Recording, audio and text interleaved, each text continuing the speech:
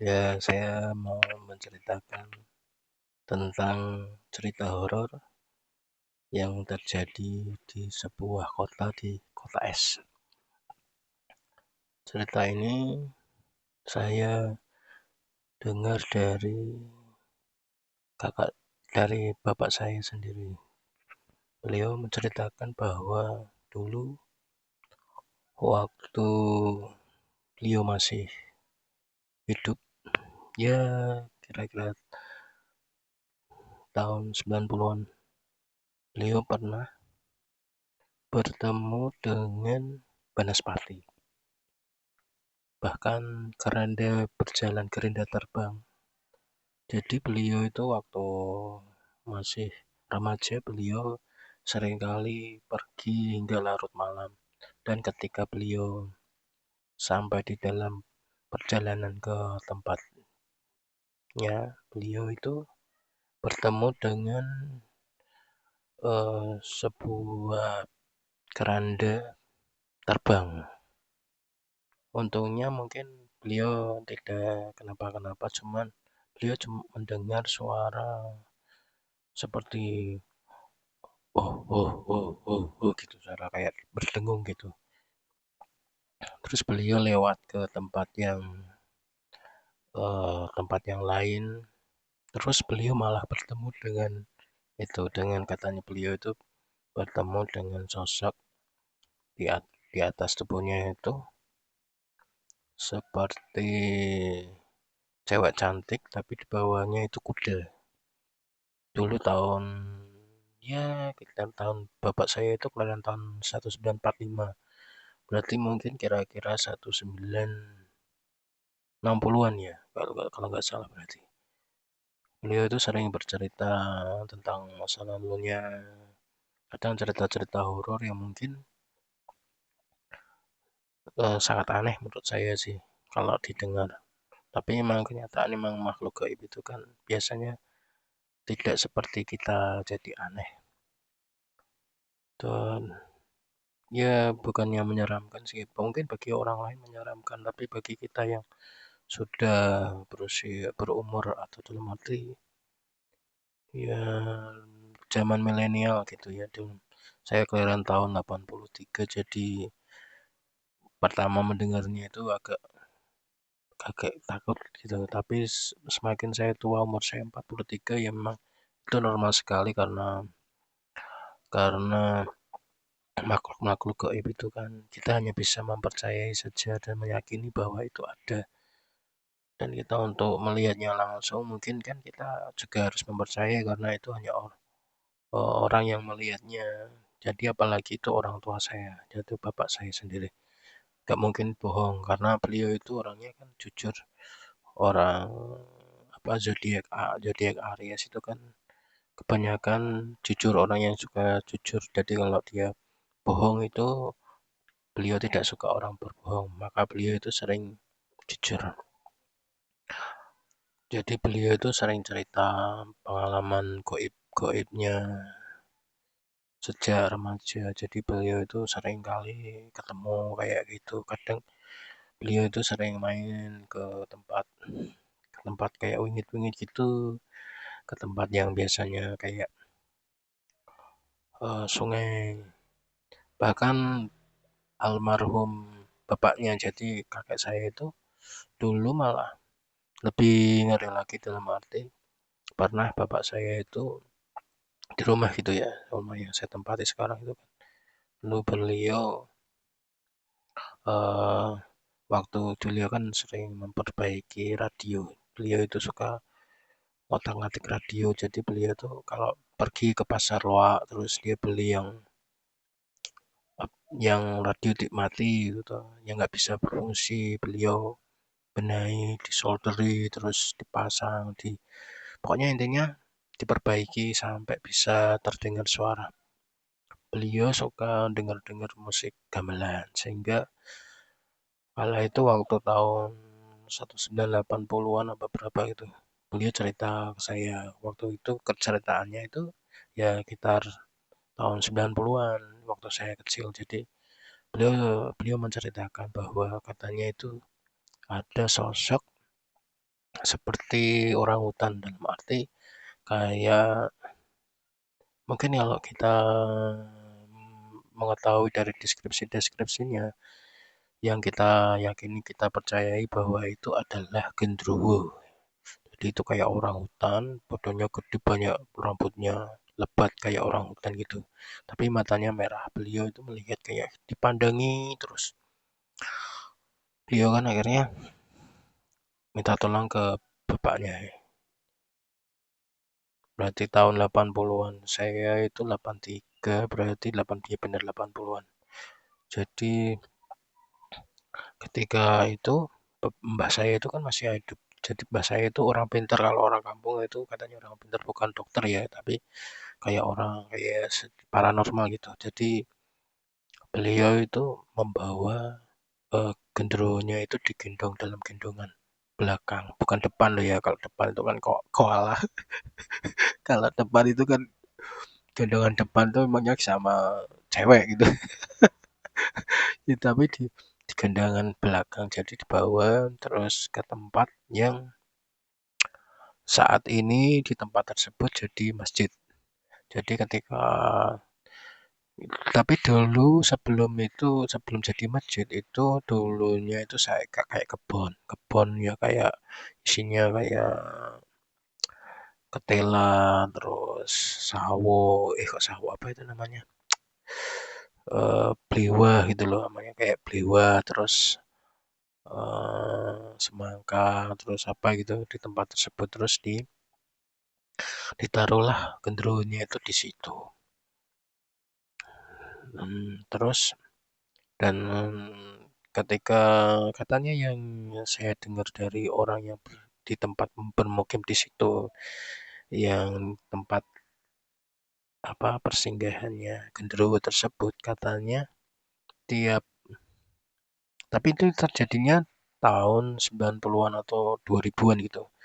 Jadi si anak kecil atau yang sewaktu ketemu saya itu agak gede, dia bilang pernah di situ ada genderuwo. Jadi sering menemui atau apa itu memunculkan wujudnya ke warga sekitar. Jadi hanya orang-orang tertentu yang punya keberuntungan bisa melihatnya. Jadi orang-orang tersebut menceritakannya pada saya bahwa di situ ada genderuwo. Terus saya jadi ingat, oh iya, pernah bapak saya pernah cerita bahwa mbah mbah saya, yaitu bapaknya itu, membawa genderuwo tersebut ke tempat tersebut yang sekarang jadi masjid. Jadi mungkin mungkin marah atau gimana ya. Jadi dia itu sering kayak mengamuk gitu ya, genderuwonya. Terus beliau itu juga pernah cerita, beliau itu dulu pernah di pekarangan rumahnya itu ada lompong. Lompong tersebut juga ada yang bergerak-gerak gitu katanya. Kata beliau itu bergerak-gerak, kirain padahal malam hari, gak ada angin, gak ada, terus dilihat-lihat itu kayak kurcaci. Mungkin kurcaci ya, mungkin tuyul gitu ya, kalau sekarang itu namanya tuyul. Karena deskripsinya itu seperti tuyul, tapi kalau mungkin saya itu, mungkin kalau saya kan hanya waktu kecil itu bayanginnya oh kurcaci gitu ya. Kalau kurcaci nggak mungkin ya, kan mungkin tuyul mungkin ya. Tapi ketika dicari itu malah lari. Larinya gesit sekali katanya bapak saya. Bapak saya itu kan dulu bisa ngelihat kayak gitu. Bapak dan ibu saya bisa ngelihat gitu. Terus mungkin dari keturunannya ada yang bisa ngelihat, dan alhamdulillah saya juga dulu pernah bisa ngelihat kayak gitu. Diajari bapak, dan mungkin dan sekarang kemarin-kemarin ditutupi, dalam arti ditutupi, diruqyah ya. Saya pernah diruqyah itu saat saya merasa gatal.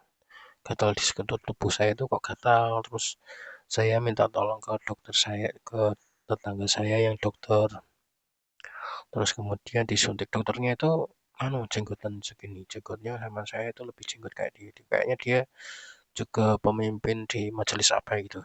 Terus saya cuma diliatin, terus dibacain apa gitu, bacainnya nggak langsung ke hadapan saya, enggak, tapi dia batin kayak batin gitu tuh, terus ngobrol, ini nanti kamu di ini gini ya, ya nanti kamu muntah diutahkan aja, kalau muntah diutahkan aja, cuman gitu doang. Ternyata bener disuntik itu tuh langsung saya muntah, muntah, muntah keluar semua.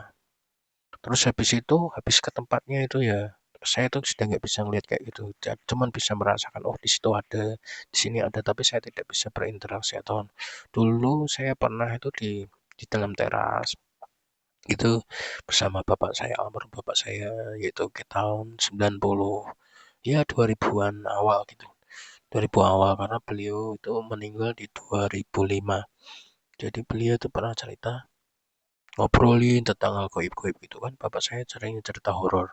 Terus tapi kan bapak saya itu kan dekatnya sama saya.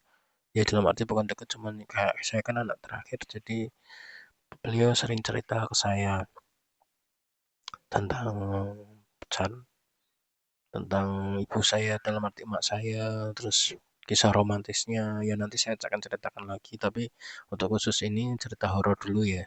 Terus jadi bapak saya itu ngasih tahu, ngasih cerita, kamu nanti bisa ngeliat kayak gini gini gini gini. Ternyata bener, saya itu ngelihat di depan rumah saya itu sosok berkerudung tapi mukanya rata.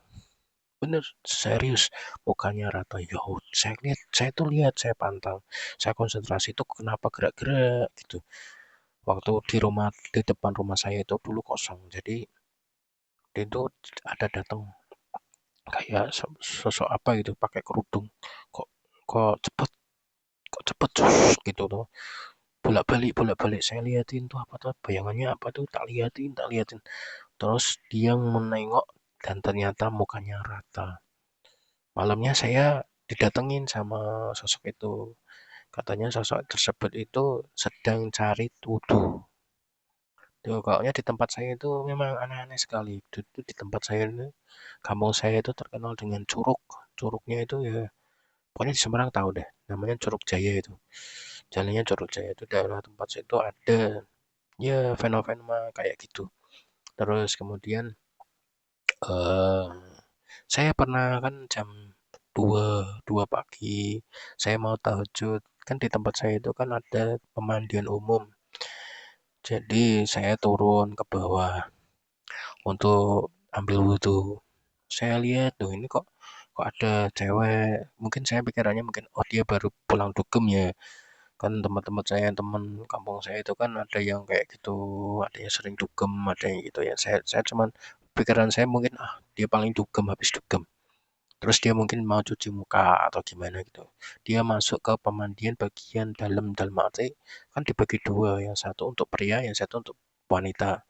Dia masuk ke dalam ke wanita. Terus waktu itu saya masih utuh. Saya cuman lirik doang.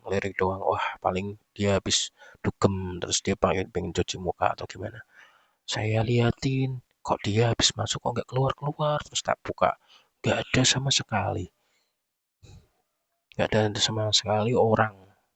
Terus saya lihat loh, kayaknya tadi saya lihat tuh anu nampak tanah. Dalam arti bukan bayangan ya.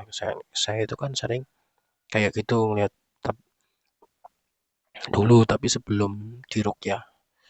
Saya juga nyeritain juga tetangga saya itu yang eh su- suka sering itu sering ngutangin, dalam arti apa namanya apa ya, debitor ya.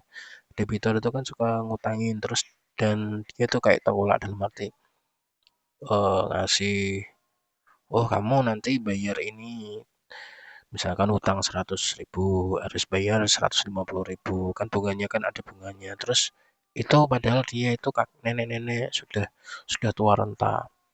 Kejadiannya itu ya mungkin lama gitu, mungkin waktu saya masih kecil kayaknya kalau nggak salah lah ya. Terus dia itu dia kan sering pakai tongkat, cetok cetok cetok gitu kan. Nah, pada saat dia mati kan dia sampai mati mikir utang, belum bisa bayar. Mungkin karena dia belum bayar gitu tuh sama orang tersebut, dia datang Datang itu suaranya itu kayak kamu tahu sapu sapu lidi itu kalau buat nyapu enggak lah itu suaranya kayak gitu sek tok toknya itu suara suara ketukan tongkatnya terus sek tok kayak dia itu jalannya itu kayak terseok-seok mungkin mungkin dia itu almarhum itu kan masih hutang masih banyak utangnya ya belum bisa membayar. Harusnya kan kalau berhutang itu kan membayar, misalkan punya uang dibayar, jangan sampai kayak kejadian kayak gitu. Nanti kalau kalian punya hutang harus segera membayar karena itu kalian eh, perjanjiannya hutang. Hutang itu sampai bawah sampai di akhirat. Kalau kalian misalnya dekat sama Allah, dalam arti ibadahnya kuat, kenceng banget, tapi kalian masih punya hutang, hutang uang. Kalian tuh wajib membayar. Kalau nggak membayar ya nanti kayak gitu kejadiannya. Jadi ya harus segera membayar meskipun utang berapa itu jangan sampai telat dibayar. Terus ya orangnya tersebut itu yang almarhum itu almarhumah itu mendatangi tok tok sek tok sek tok sek tok sampai ke dalam rumahnya sampai dia itu ketakutan padahal dia itu terkenal dulu sebagai dukun dalam arti dukun tuh orang pinter dalam arti ya sering misalkan orang butuh butuh apa itu ke dia itu dulu agamanya kalau nggak salah ateis apa kejawen apa gimana gitu dia itu sering kayak gitu ngasih uang tapi dalam arti kamu harus membayar misalkan saya kasih utang 100.000 kamu bayar 150 kan ada orang yang seperti itu ngutang tapi minta bonusnya gitu ya kalau ada orang yang misalkan ngutangin kamu tapi dia nggak pakai bunga kalian harus membayarnya jangan sampai tidak membayar kalau tidak membayar kasihan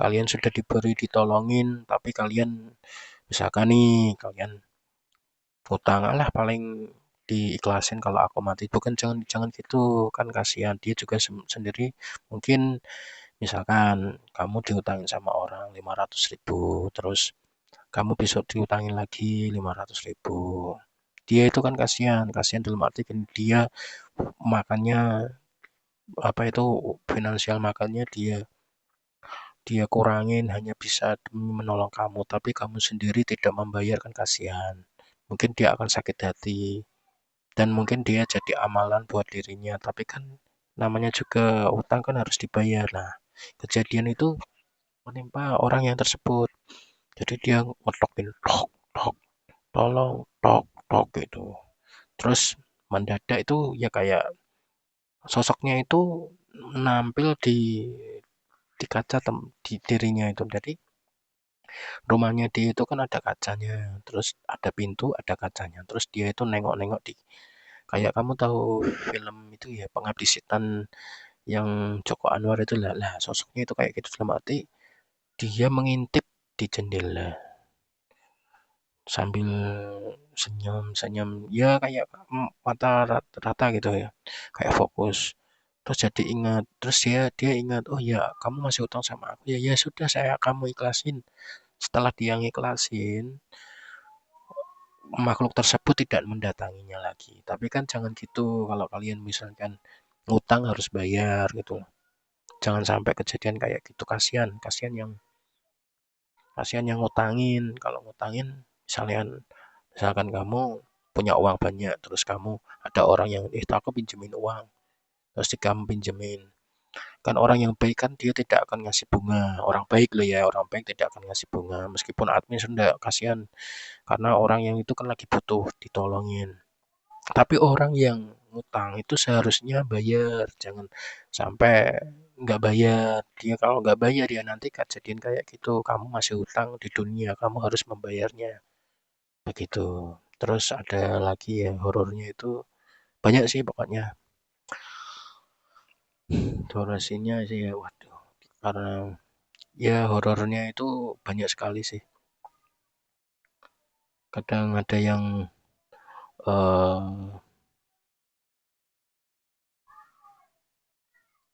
Ya, pokoknya cukup ini sekian ya saya akhirnya. Besok saya lanjut kembali. Terima kasih sudah nonton. Jangan lupa subscribe ya kalau bisa nonton terus ya. Terima kasih.